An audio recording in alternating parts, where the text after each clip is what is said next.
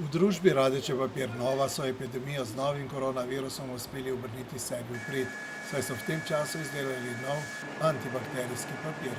Je narejen za protimikrobno zaščito, tehnologijo, ki je v bistvu na trgu že dlje časa prisotna na tekstilu. To zaščito smo testirali bakterijsko v tujini in pri nas. In sicer v tujini v Švici, kjer so nam potrdili, da se na našem papirju ne more razviti gram pozitivne in gram negativne bakterije, kot sta E. coli in MRSA.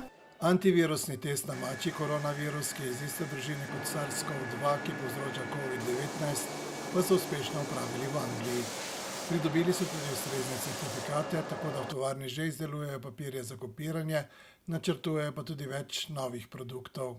Trg je ta papir sprejel izredno pozitivno in v bistvu so se že začele prve dobave. Razvijamo tudi papir, ki bo namenjen tudi za zaščitene papirje, prav tako zaščitne maske.